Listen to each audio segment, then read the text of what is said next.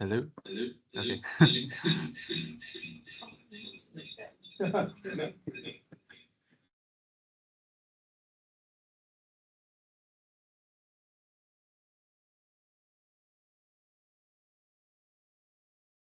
Okay. Okay. Also deal with yourself. Oh, sorry, not you. It's right.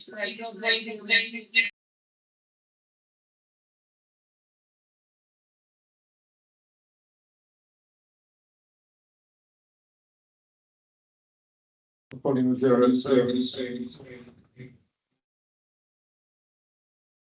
Okay, maybe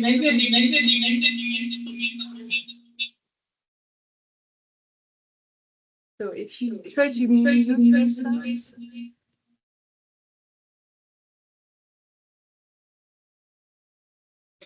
very slow and check. Can we try now? Okay, I think you should be fine. Sorry about that. Okay, we're good. Yeah, we're good.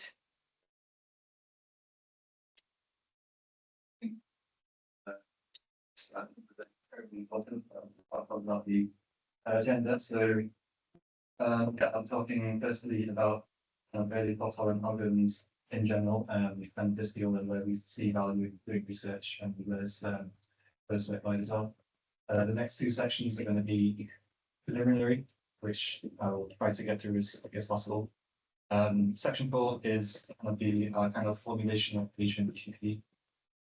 Section 5 is going to be the interesting stuff, which is doing Bayesian QP with multiple quantity pieces.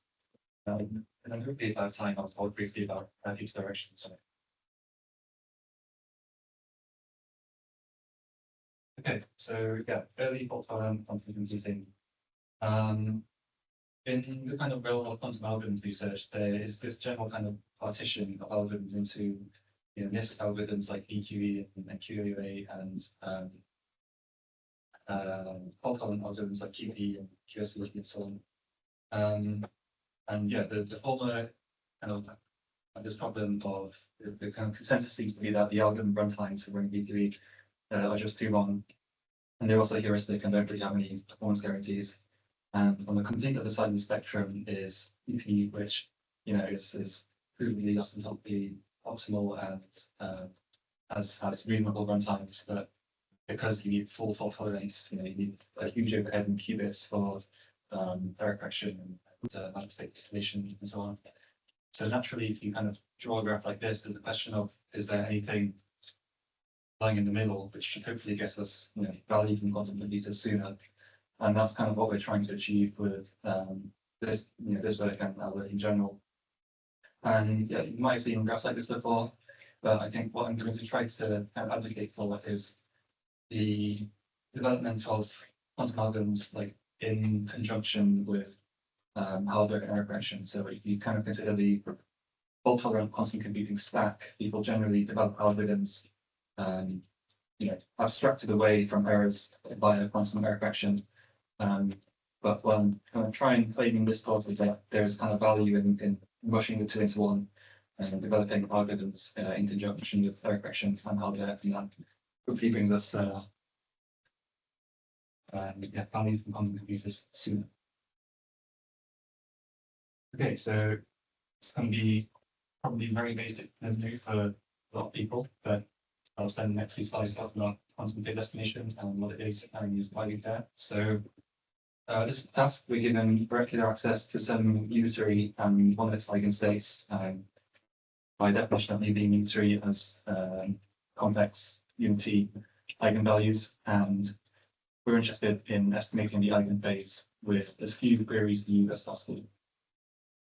So this is a ubiquitous subroutine, quite abstract, presented like this, but given that I'm talking to largely chemistry audience today, I figured I'd at least try and motivate why you guys care about this. So yeah, in chemistry, I'm not a chemist, I'll take everything with a grain of salt, but you're in a Hamiltonian with eigenvalues and eigenstates, and you're interested in finding one of or some of the eigenvalues, so usually the smallest one. So the question is of how you apply this to quantum phase estimation is how do you whether you construct a unitary which encodes your Hamiltonian in some way. This is the kind of canonical way to do it, I guess, is to take your unitary to be Hamiltonian simulations of routine, and in that case, by definition of applying a function to a normal matrix, your eigenvalues of the Hamiltonian become the eigenphases of the unitary. And you do quantum phase estimation on that, which gives you eigenphases of the unitary, which gives you eigenvalues of the Hamiltonian, which I presume tells you something of interest about a chemical, like the affinity or toxicity or so on. And the slightly more, I guess, modern approach is to block and code H into a larger unitary using something like linear combination integer for unitaries. And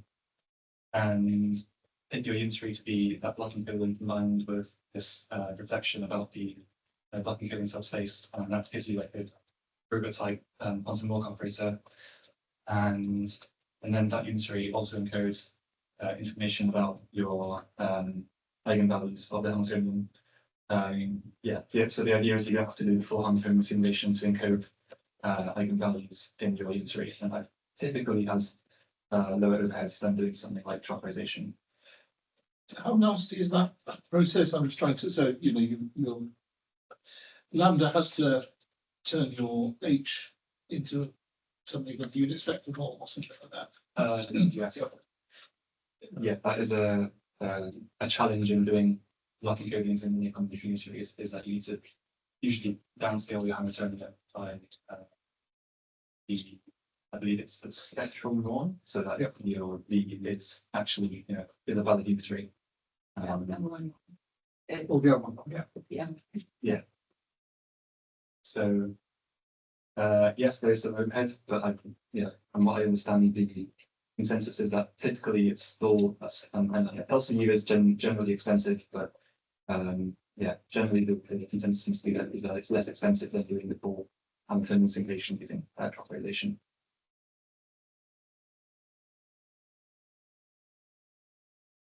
Cool. So that's all the chemistry I'm going to talk about. But QP is it's a very widely used subroutine. So some more application we can do factoring. So Shor's algorithm, probably the most famous quantum algorithm is exactly QPE, where the unitary has phases which tell you period and function which tells you that there's up an integer. And also in like Monte Carlo estimation, where quantum magnitude estimation that's a quadratic speedup for Monte Carlo integration. More textbook material. Probably I think everyone has seen this, basically canonical quantum phase estimation collector. And I will prove that this is textbook material, but the point is that it's one big monolith circuit, and at the end with a bunch of measurements which tell you your phase. And this is nice, and it's provably optimal number of queries to you, but it's this big circuit. It's complicated, about many controlled unitaries, got loads of ancillary qubits, got QFT. So it's generally not considered to be viable until you have large scale quantum computers. What's the difficult bit? Is it applying the sequence of unitaries or the QFT, or does it depend on the GPU?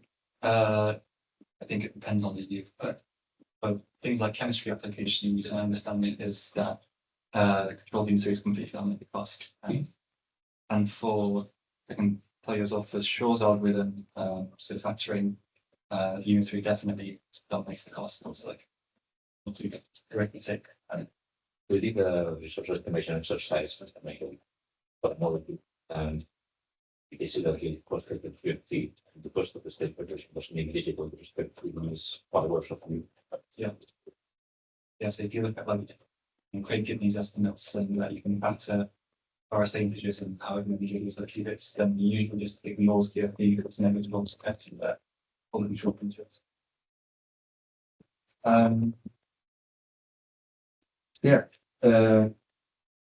So that's one big monolithic circuit, and we hope to be able to split this into multiple smaller circuits using Bayesian inference techniques, which leads me nicely onto the next bit of preliminary, which is Bayesian statistics. So again, this is probably very basic undergraduate material to many people here who have studied statistics, but it was new to me when I started working on this project, so nonetheless I thought I would try to whiz through some preliminary. So there's some almost kind of philosophical sounding differences between Bayesian statistics and frequentist statistics, where in what we're considering here, probability is interpreted as the kind of our subjective belief about an event. I won't go too deeply into that in this talk because we're more interested in how to use it as a computational tool. But one thing that we do need to know is Bayes' rule. So some new terminology. We have a prior distribution that's like current belief about something. The likelihood function is, we've made an observation and it tells us something new, basically. Marginal likelihood is not too important, just a normalizing factor. And then the posterior distribution is kind of, it combines the first two, the prior and the likelihood, and tells us an updated belief. So all of this is a fancy way of saying you've got a prior distribution that tells you something that you know, a likelihood function gives you some new belief, and then the posterior is kind of, all you do is you multiply these things together and normalize it, and that gives you a new belief. But yeah, I'll try to kind of give some more intuition by going to this coin flipping example. So yeah, very simple game. You're given a biased coin with probability P of flipping heads, and your task is to estimate that bias P. And furthermore, you'd like to kind of model your uncertainty and say, how certain are you about that probability? So this is in the kind of Bayesian inference model. What you would do, you'd start with a prior distribution. This is your current belief about the probability, since you know nothing at this point. So the prior is just the uniform distribution over the interval 0, 1. You flip the coin. It's about the only thing you can do. You compute the likelihood function. So that's kind of the new information from the coin flip. You update your current belief using the Bayes rule, and that becomes your like a new prior for the next coin flip. And you just kind of continue in that loop until you say you've got 100 coin flips and you see 70 heads. Then your estimate is going to be like 0.7.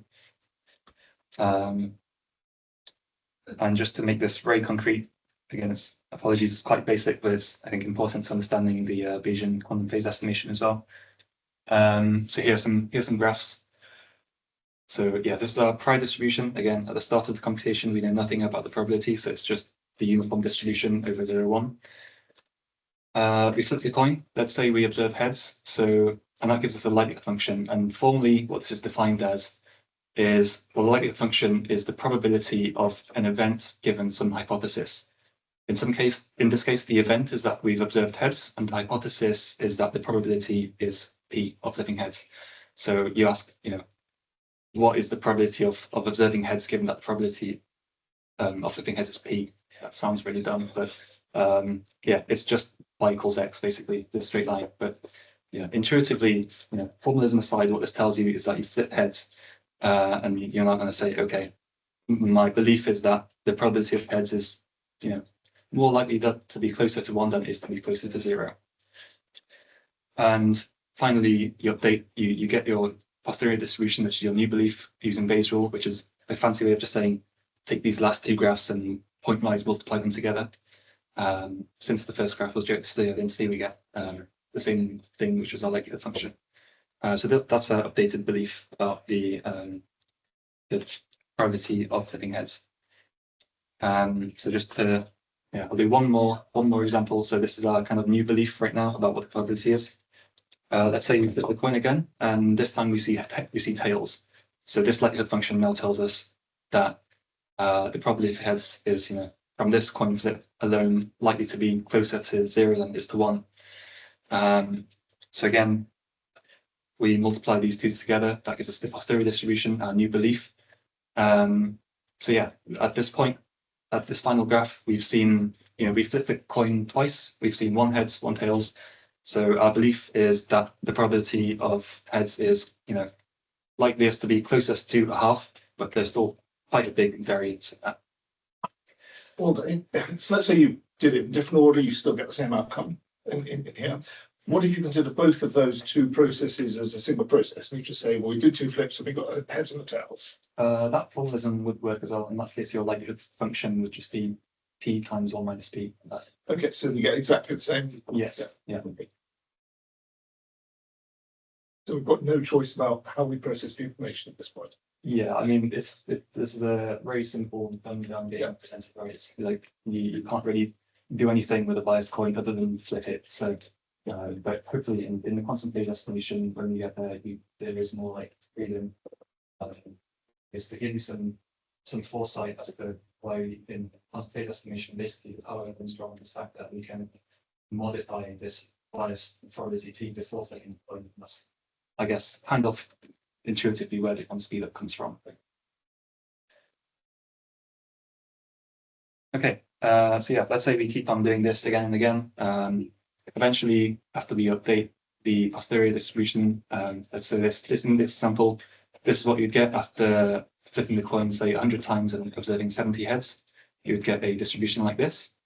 So of course, now your highest point in this graph is 0.7. That's where we believe the probability is most likely to lie, but we also have some, we have some like tightness to the graph, which also tells us how certain we are in that belief, and that's kind of what Bayesian statistics gets us.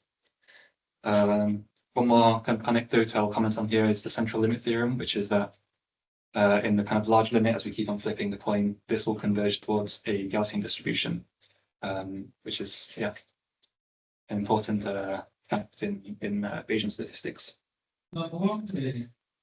Okay, so that was hopefully most of the preliminary out of the way. Any further questions before I move on to Bayesian quantum phase estimation? Are there any nasty things where it doesn't converge with the central limit theorem? So, I mean, well, yeah. There are some things where the central limit theorem doesn't apply, some horrible distributions, but presumably we don't. We're not likely to see those in a real system. Yeah, I believe in the coin flip example, what you get is exactly the beta distribution, which is known to converge towards the I assume it depends what your first tire is, if that has the properties you want it to have. Yeah. Okay. Yes. In the infinite. Yeah, but CLT has some assumptions, and as long as your things obey those assumptions, then it would be fine to assume. But need to watch out on circles. On circles that we separate. So if you have an angle that goes between 0 and 2 pi. oh, right, yeah, fine. Yes, yeah. Technically, you're doing this pyramid to start with base estimation, but we kind of just push that aside, and it's that seems to work.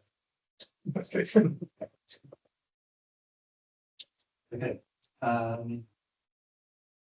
So yeah, just as a reminder, this is our task. Because I've spent a while thinking about with Bayesian statistics, we're given a unitary and eigenstate, and we need to estimate the eigenphase.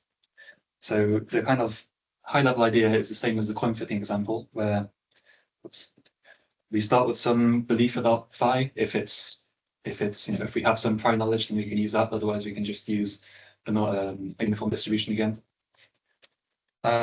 We run some small quantum circuit. This is kind of analogous to our coin flip in the sense that we get a 0-1 measurement outcome, which tells us something about the phase. From that, we construct a likelihood function, again, same as the coin flip example. We update the current belief using Bayes' rule, so yeah, multiply the prior with the likelihood function. There's one extra step here that I didn't have in the coin flip example, which is that we simplified the posterior distribution using a normal distribution. And that is a very necessary step, and I'll talk more about why we do that a few slides on. And yeah, we just repeat that kind of loop again and again until we're happy with how certain we know phi. We've chosen M to be an arbitrary. Yes, this is I guess there is a step 1.5 here, which is that we need to choose the number of queries and phase shift theta. Yeah, you have, so in theory, you can do this just picking m equals 1 every time, and that's kind of, I guess, the classical analog of quantum phase estimation, because it doesn't really have classical analog. But yeah, if you pick m equals 1 every time, that will get you the correct answer. It will be really, really slow. So yeah, there is a correct m to pick, and you have some freedom in how you pick it, but it needs to scale with 1 over sigma, I believe, where sigma is your current standard deviation, the square root of the variance. So yeah, but there's a important point is that yeah, there's an extra hidden step here, which is picking m, and as you kind of go further into this loop and do more iterations, that value increases. So you start the deeper circuits.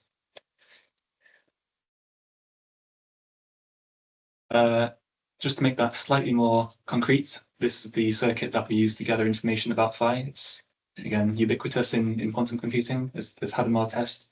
There's this extra phase shift, which is yeah, is important to normalize the likelihood function, or like center it about the current mean.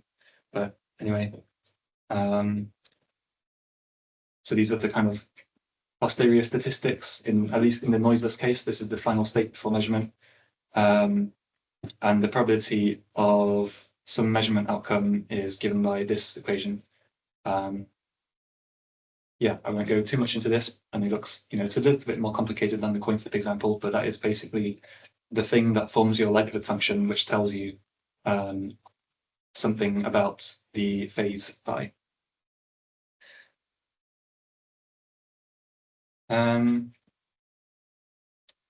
Yeah, so there's one more step, so that extra step I introduced of simplifying the posterior distribution of the Gaussian distribution. So yeah, after each kind of quantum circuit run and Bayesian update, there's this extra step of taking the true posterior and approximating it with normal distribution. And technically, we lose some small amount of information by doing this, but there are several well-justified reasons to do it. First of all is classical tractability. So, in full generality, the true posterior distribution, you start running, if you try to track it the whole time, you start running into a few problems. First of all, is like it gets really, like, division gets hard. You start running into like floating point arithmetic on classical computers, and generally it just gets really complex, and kind of that step of updating the posterior distribution gets super hard to do on a classical computer. So by simplifying it down to literally two numbers, the mean and variance of a normal distribution, yeah, that is the kind of, we overcome that classical bottleneck. What's the actual form of that posterior distribution? Because if you've got these Gaussians times Gaussians, doesn't you just get Gaussian effect? Is it not? There's something I'm missing in that divisional. Yeah. Well, the true posterior distribution would basically look like that Gaussian formula multiplied by this thing, like the formula on the bottom. Okay, because you've got the sum. You've got okay.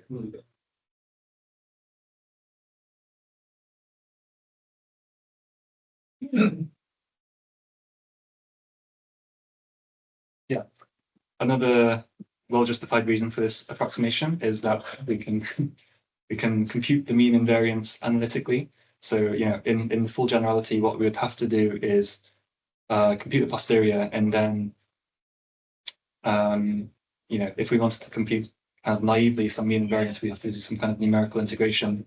But because we know that the new posterior takes this specific form, we can kind of by hand do this. And yeah, the formulas here are really just to prove that it's possible. And they are a bit nasty, and deriving them is a bit nasty, but the point is that they are analytic formulas where you don't have to do numerical integration to get you your new mean and variance.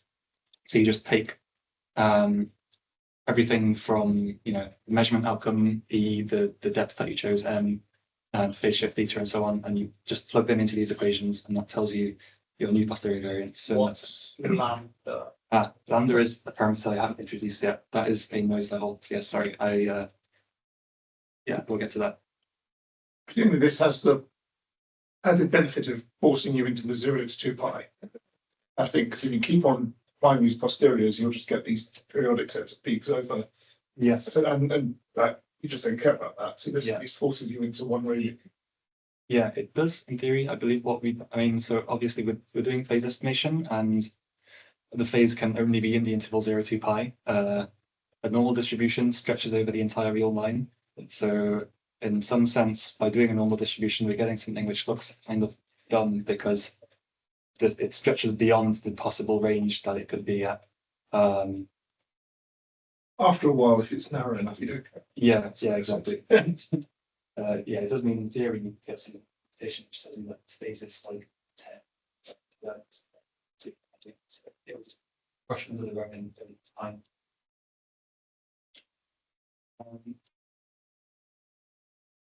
Another important reason that we do this is that because of the really nice form that the Gaussian distribution takes, the variance after each measurement can be made independent of the measurement outcome, which is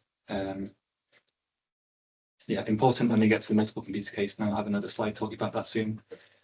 And yeah, the reason I brought up the central limit theorem earlier as well is because in some sense, we are losing a bit of information here, but it is well justified by the central limit theorem because if we took like a million shafts, then it would look like a normal distribution anyway. Okay, so with all of that in mind, this is a kind of full algorithm in pictorial form for Bayesian quantum phase estimation. So we start with some prior distribution. Again, if we have some information, we can use that. If we have no information about phi, we can do something which again looks a bit dumb. We do a normal approximation to the uniform distribution. Which looks kind of dumb, but it does work. Based on that, we pick some parameters for our quantum circuit, and namely m and theta. I won't talk too much about how we pick those parameters because it's a bit of a rabbit hole. But basically, we pick them to minimize the expected posterior variance. And then, that measurement outcome, just like in the coin flip example, gives us some likelihood function. So again, in this example, this likelihood function is like, telling us the phase phi is, we believe it to be close to, like, what is that, 0.7 and like 4.2, and very unlikely to be close to like 2.4 and 5.5.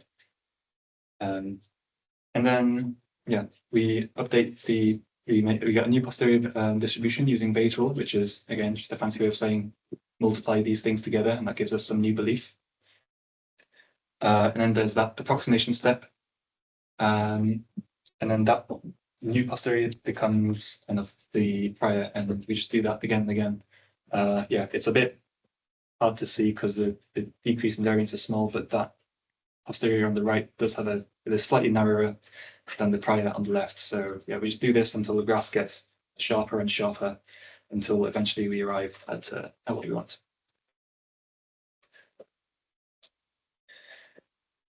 Okay, there's one more thing I need to talk about before I move on to the multiple quantum computer case, which is noise. In everything I've considered so far has been the noiseless case where we're assuming perfect quantum circuits, errorless circuits. But part of the reason that we're doing this kind of Bayesian framework is that we can, if our circuit is slightly noisy, we can account for that.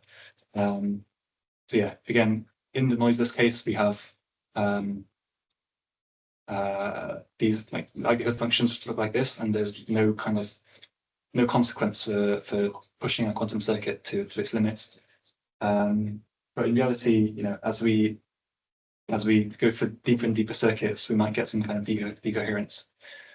So the noise model that we adopt is basically just assume, you've got these controlled unitaries, just assume that each controlled unitary with some small probability completely depolarizes the register. So what happens when when the register gets depolarized is that your measurement will just give you either 0 or 1 with equal probability. Luckily, we can account for that in the likelihood function. So basically what we should expect to see with our likelihood function is that, as we start pushing the quantum circuit deeper and deeper and we get more of these oscillations, it should also kind of get squished. So the whole thing should tend towards a half. And we model that with this extra kind of damping factor, this e to the minus lambda, and that was your question earlier as well, what lambda is. So yeah, lambda is some small positive number which characterizes how noisy your quantum computer is. So yeah, as opposed to the noiseless case in this case, as you push the quantum circuit harder and start reaching for deeper depth, the likelihood function kind of gets squished towards the middle, so you get less information out of it. Okay, yeah, any questions about the formulation of Bayesian quantum phase estimation before we consider multiple? How much is that initial guess makes anything? I mean, not in the infinite case, but in the case where you're actually doing something. So if you just pick your Gaussian bar that you don't really know anything about, and let's say yours was sitting in the middle, but let's say your phase turns out to be 10 to the minus 6, something ridiculously small. And does that mean you just spend a long time finding out you've got the wrong answer? As in, if the phase is small, then do we have problems with boundary conditions? Or... Yeah, yes, exactly. Because the I mean, in principle, that phase could also have been probably two planets there. Yeah, is there? But, I think it's basically fine because if you remember in the Hadamard test, we had an extra phase shift on the ancillary qubit, and what that allows you to do is move like the phase kind of towards the middle. So actually, yeah, a little anecdote, but before this project, we did a very similar project on amplitude estimation algorithms, which looks a bit like phase estimation, but it's a bit different. But the reason we chose phase estimation for this project is because you can do that, and we don't have problems with the boundary conditions at 0 and 2 pi. Yep. Yeah, we've basically just shift everything towards the middle, and everything's fine.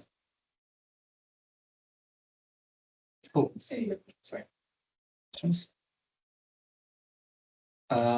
Yeah, so that was formulation of Bayesian quantum phase estimation. It's mostly stuff that exists in the literature. There are some small bits of unique contribution, but hopefully this section is going to be the interesting stuff. So yeah. So we have this Bayesian update loop, and at any point in the algorithm, a belief about the current phase is modeled with a normal distribution with mean, mu, and variance sigma squared. And yeah, the idea is that as your algorithm progresses and you do more of these update loops, your variance decreases, right? And as the variance decreases, you start needing deeper circuits to distinguish between very small values of the phase. So this is kind of our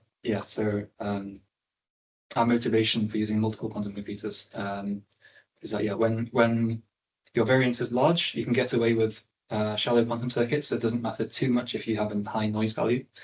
But when your variance gets smaller, you start needing deeper quantum circuits to distinguish between small values of phi. And to precisely again, you have some degree of freedom in how you choose that depth m.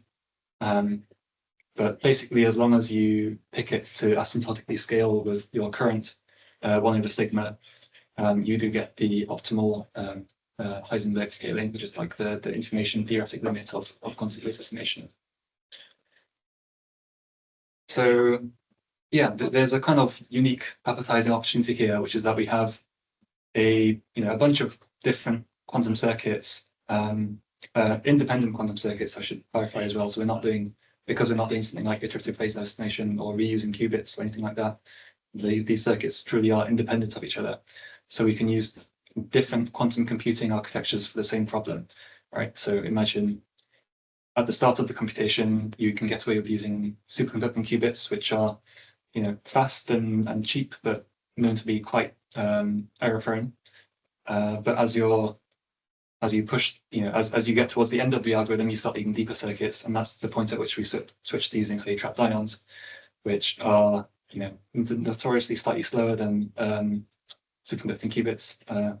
Sorry, quantum new people, and hardware's good, but they are much more accurate than superconducting qubits. So yeah. So the strategy is to use superconducting qubits for the start of the computation and switch to trapped ions for the circuits at the end.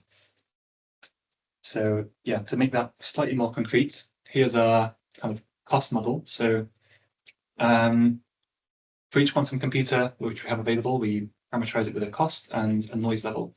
I've called it cost in this case, but cost could be it could be financial, like literally accessing quantum computers over the cloud, or it could just be time. So the gate times of your quantum circuit or quantum computer.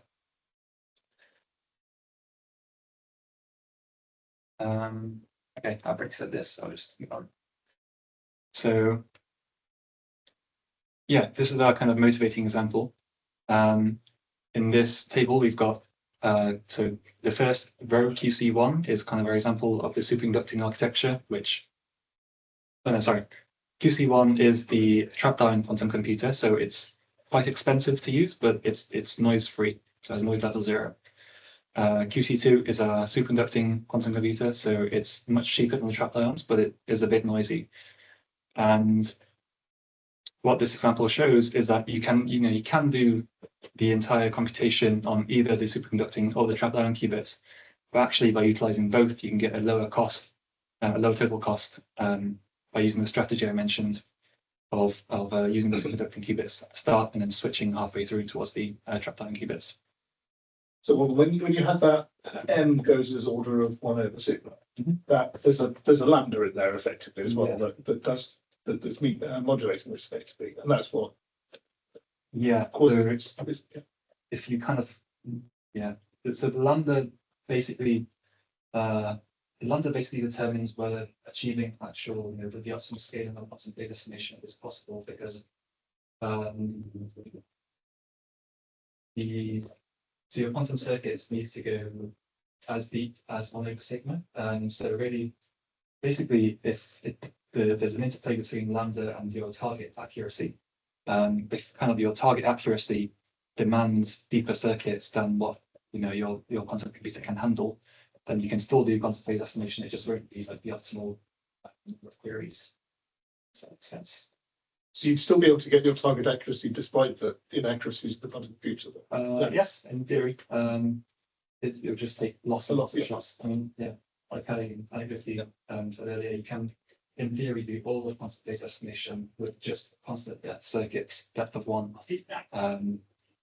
But it's just a horrendous scaling, basically exponential more expensive. So I believe the formal requirement for QP to be possible at the optimal scaling is like 1 over sigma target has to be less than 1 over lambda or something like that. And why did you choose the noise level to be exactly 0, like not even a small number? It looks. I like trapped ion qubits. No, we can. I think it was just for this. Just to show. Just for this simple exemplary case of assuming we have a noisy quantum computer and a noiseless quantum computer, but you can just choose a very small number and still get something interesting. Yeah, it's interesting that even it is still worth using the noisy quantum computer for some of it, because it tells you something about where you need to start looking on the noiseless quantum computer. Yeah, exactly. So that's so everyone's a winner here, effectively, the noisy and the noiseless quantum computers. Yeah, exactly. So the idea, that's the one. The idea is that you start with some quick and dirty calculations on your superconductor. So using like a test where the trap line start with, and you use that computer which has more capability to go into the surface to move around. So actually, that's it. So another classical estimate of this, rather than a quantum computing estimate of this initial information, that could just equally sit in this framework as well. And you say, what point do I do some possibly expensive, but noisy or not very expensive and noisy classical estimations of stuff before I use the quantum computer to do the things which are. I see. Yeah, as in if you're you have some like classical heuristic as to where that phase is, then you can definitely incorporate that. Yeah. I mean, chemistry, we have a lot of those. Yeah, Yeah. This is a bit.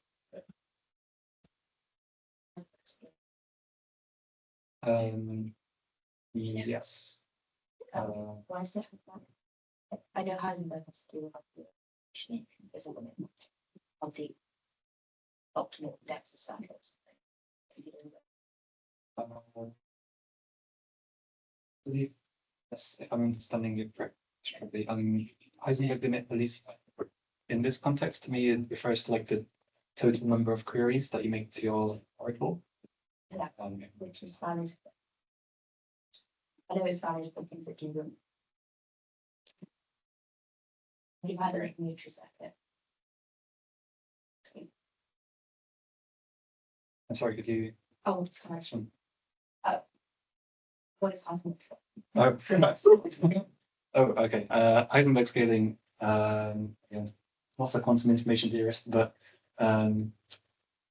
is in this context basically Heisenberg scaling is big O of 1 over epsilon, where epsilon is your target accuracy, and that's the number of queries that we need to make. And that's because this circuit geometry. Yeah, well, yeah.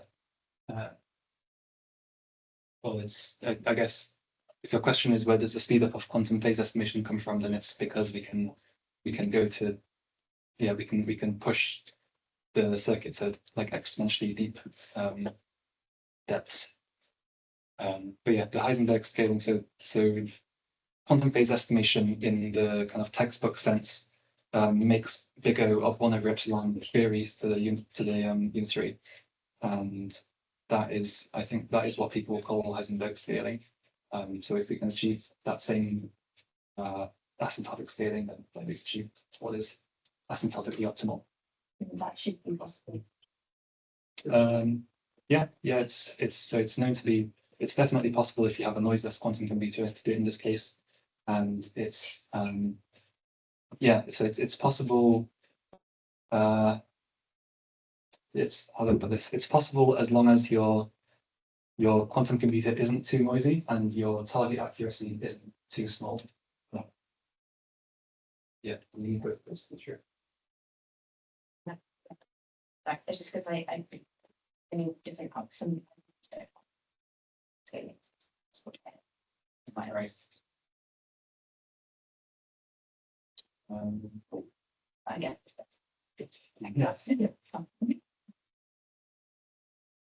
Yeah, no, a lot of the Bayesian quantum phase estimation is hard to rigorously analyze on this space, but I think a lot of the saving Heisenberg scaling is kind of just through experiments, but it does seem to scale quite well. So. Okay, so yeah, hopefully that's motivated the idea of using multiple quantum computers for the same problem. But I haven't talked at all about how we picked which quantum computer to use at each step. So yeah, there's not a trivial way to do this, and I think we suspect that picking the optimal like policy or schedule is NP hard, but there is some heuristic which seems to work quite well, which is just I believe formally this is defined as the differential entropy over the cost, but intuitively what we're doing is just picking whichever quantum computer maximizes the information gain divided by the cost of using the quantum computer for that shot. So if you just look at basically the middle formula here, what that is just the change in variance or the change in log variance. So how much your quantum computer manages to decrease the variance with that shot. On the denominator is that's just the cost of using that quantum computer. So that's our like heuristic for how we pick whichever quantum computer to use for the shot. And yeah, one more graph to throw at you. So again, this is let me see. Yeah, so QC1 is, I believe, the QC1 is the superconducting quantum computer. Okay, yeah. So in this case, we do actually have non-zero noise values for both of them. So yeah, QC. So yeah, QC1 is your superconducting quantum computer. It's we've got a few extra cost values here. Don't worry too much about that. But yeah, the blue line is cheap but noisy. The yellow line is expensive but slightly less noisy, and then the pink line is using both. So there is a kind of, there's an optimal. You see where the pink line is the furthest from both the blue and the yellow line. So yeah, you can get away with, again, using either quantum computer for the entire computation. So, but the point is that, yeah, if your target precision is like really, if your target precision is not that small, then yeah, you can just use the superconducting quantum computer and it's fine. If your target precision is super small, so you have to go really accurate, then there's actually not much point in using the superconducting quantum computer at the start because the cost is entirely dominated by the shots on that trapped ion quantum computer at the end anyway. So kind of a middle ground where you do kind of get a not insignificant trade improvement by utilizing both. Okay, so I think this is the last thing I wanted to mention in this section, which is offline scheduling. So in the framework as I presented it now, the kind of obvious thing to do is interlace all of these shots on the quantum computers with classical kind of quantum computers, classical computers making decisions about which quantum computer to use next. And that kind of, that back and forth between quantum and classical is potentially slow and costly. But what I am going to try and prove in this one slide is that actually you can do all of that decision making offline before you do any shots in the quantum computer, which is, it's quite surprising when I first saw it. But the idea is that we can, if we're careful about the phase shift, we can make the posterior variance independent of the measurement outcome. And so in that sense, we can analyze how the variance is going to change with each circuit execution prior to running any of the circuits. So yeah, this is kind of my attempt at an intuitive picture as to why this happens. But so the blue line is the prior, that's a belief at any point. And then the other two lines are the two possible likelihood functions that you can get from either measuring a 0 or a 1 from your quantum circuit. And if you remember, there's a degree of freedom in the quantum circuit here, which is the theta. So that's our phase shift. And the phase shift tells us, it kind of allows us to align our likelihood functions however we like. So basically, if we're careful and we align the likelihood functions such that there's this like degree of symmetry about the middle of the current prior, then there's also this symmetry in the posterior distributions. So yeah, now if you consider these are our likelihood functions, that's the prior. If we consider the two possible posterior outcomes, they're of course different, but the point is that there's this reflectional symmetry about the mean before. So yeah, of course the mean is different, but the variance, which is essentially just the measure of how spread out the graph is the same because of this kind of symmetry. So yeah, hopefully that makes a bit of sense, and that's kind of why we're able to do analysis of how well our algorithm is going to do before we run any actual circuits. You do need the noisiness of the computer, yes, which is, I suppose, specific to the problem you're solving. Yes, indeed, because it's the unitary, and that is a good point. I mean, it is a perhaps oversimplifying assumption is that the entire quantum computing noise is modeled by a single positive number. And yeah, we are assuming that we do some kind of like, process tomography to kind of get this noise value. But I think, yeah, it's a potential future direction for this project. Is what we don't know this value. Do you need to know very accurate? That's, I mean, because if you can just sort of guesstimate it, at least it is. I think in some sense, all you actually need is an upper bound. If you're like basically, yeah, each step, if you're being pessimistic about how much information some quantum circuit gave you, then you'll still get the right answer. It might just take you longer, but if you're using more accurate values. As Jeremy could it work because you've picked in the apply, which is halfway for the gradient. Yes, but the mean could be anywhere. So how does it? It can't be symmetrical. It's all 0.25 from equals. Yeah, sorry, it's symmetrical. I mean, so the prior distribution point. Well, technically, I guess everything extends across the entire real line, and I've just Okay. limited it to the yeah.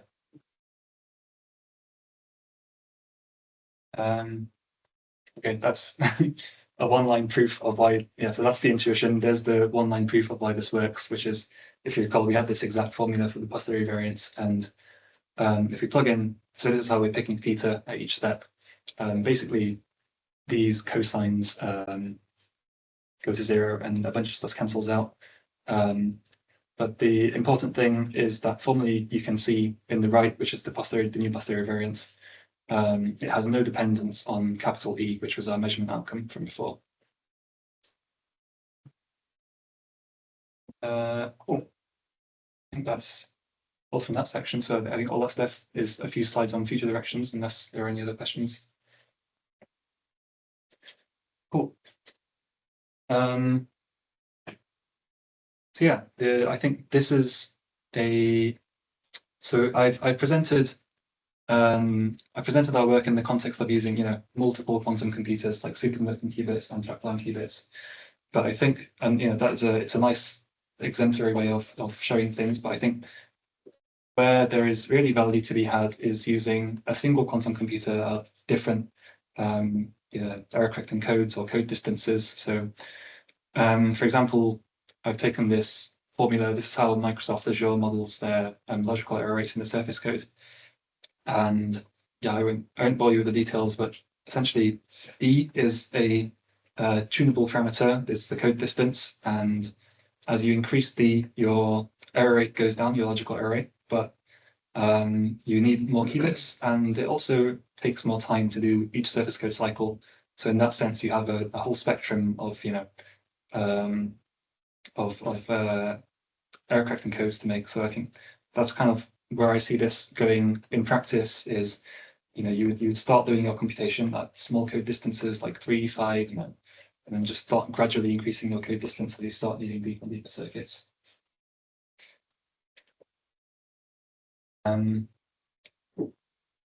Next thing I'll talk about in future directions is the extensions using imperfect tangential states.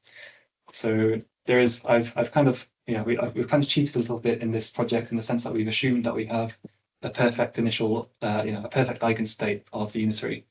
And again, quantum phase estimation is a very general, abstract task, but for a lot of the applications that we actually care about, we don't have that. So yeah, for chemistry, we have heuristics like Hartree-Fock, which hopefully provide you some good approximation to the ground state. And in Shor's algorithm, the initial state is 1, which is almost the worst possible. It is the worst possible thing you could have. It's uniform superposition of all eigenstates. Actually, I think, as far as I know, the only application of quantum phase estimation where you do have an exact eigenstate is quantum amplitude estimation, and consequently Monte Carlo integration. But that is only a quadratic speedup, which the consensus seems to be that quadratic speedups aren't enough to justify building quantum computers. So yeah, I think this is another logical next step for the project is to generalize it to the case where we don't have an exact eigenstate. And yeah, I think it's definitely doable. So this graph I've taken from a paper from, I believe, Zapata a few years ago, talking about ground state energy estimation using very similar circuits, and they do some fancy stuff with I believe it's like Fourier filtering or filtering with a Gaussian derivative function. But yeah, that's I think if we want to start applying this to chemistry, where we need to go with this project. In fact, you can already start from something already done. And there are at least a couple of flavors of iterative phase estimation that don't suffer for Q cells. Start from an approximation. Yeah, although in iterative phase estimation, aren't you reusing the? When I say iterative phase estimation, I mean phase estimation with just one cell. Okay, but are you not reusing the main register? What do you mean? In iterative phase estimation, as I understand, basically it's what you get when you do expert phase estimation and roll all the measurements back. So you're kind of reusing the state register. Again. There's a misunderstanding in terms of language. What I mean is flavors like you when you mean show with just one syllable. Yeah. But with different kinds of word processing. Yeah. So not exactly iterative phase estimation as the one proposed by TAF, but other flavors. Let's call them stochastic phase estimation. Okay. Yeah. And the one that is kind of right now, the most famous is Q cells. Okay. Yeah. Yeah. Done a Q nice as well. Of like value transformation Q to U. Yeah, it's not exactly that, but it's yeah. How not exactly? That sounds more like a chemistry question. Well, I mean, to some extent. So, if you're superposition of two things, then that doesn't.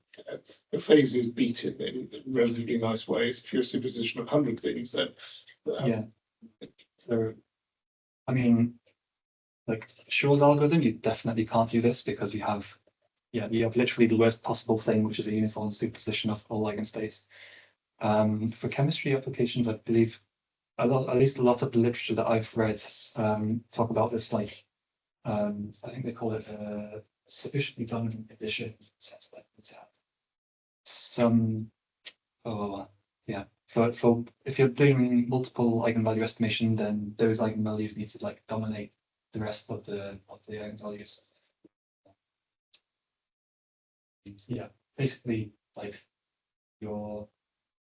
I think if you apply that to just the case where you sleep mouse state energy estimation, then that becomes you need an overlap which is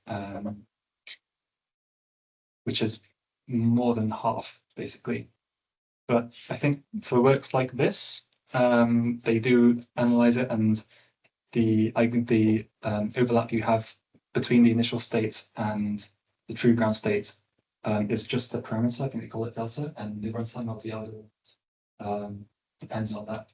I think the real issue that they run into is that again, it's the broader chemistry question, probably not for me, but they assume that they know what the overlap is, or they know another bound on the overlap, which is, I think, my understanding, always realistic. Yeah.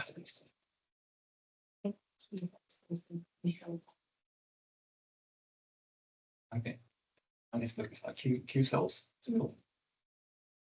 They had like an initial paper, and they had a second paper corrected the first thing because they realised they needed lower overlap than they thought they did. Okay. Like 2 links.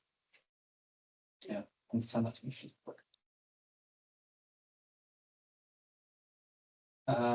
Cool. It's the final slide. So, yeah, this is a very what's the word, speculatory direction as though we could take this, but if you look at the Hadamard test and our variant of it here, what it does is what it actually does is a polynomial transformation on the eigenvalues of your unitary. And that's why I've kind of written it in this slightly weird looking way, is that it actually is doing a complex polynomial transformation. A controlled unitary is kind of by definition a block encoding of U. So, and indeed, if you kind of look at this and squint at it, it is actually a special case of generalized quantum signal processing. So, yeah, if you insert a few more single qubit rotations between these controlled unitaries, then you can actually access basically any polynomial transformation you want, if you consider single qubit rotations to be free. Whether this gets you anything, I don't know. That's a very open question and a bit speculatory, but yeah, actually, in the time between making this slide and today, I've actually done some simulations, and I think the answer is probably no. The Hadamard test seems to be optimal. That's not surprising, but I am still optimistic that there is something interesting you can do with QSP, either in the case where, say, either in the case where you don't have an exact eigenstate, or for something like multiple eigenvalue estimation. Okay, that is all from me. So yeah, thank you for listening. I'll be happy to take any questions.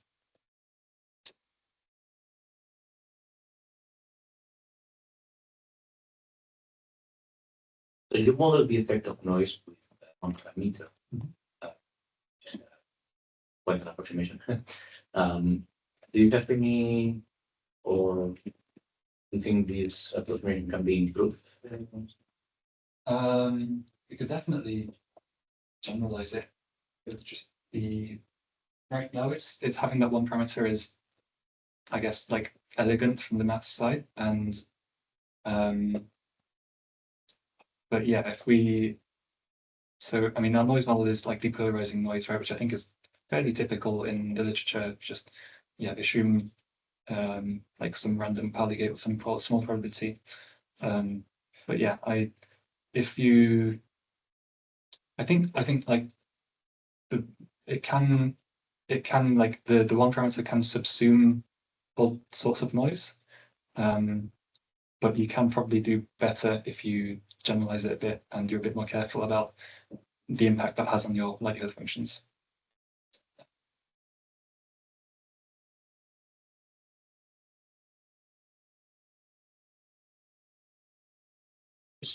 If you pick a quasi-fault-tolerant distribution, to you know, you'll apply it. That's just grammar exception idea, but Yeah. yeah, exactly. So do you have plans to, tackle bigger, actually, apply this onto problems? What's right? You apply this to some problems where you could show it's going to be useful. Or, That would be nice if we are going to apply it to chemistry, which is what I would want to do. We would have to solve this problem of not having an exact eigenstate. Yeah, I know, hopefully. questions? What? Right, well,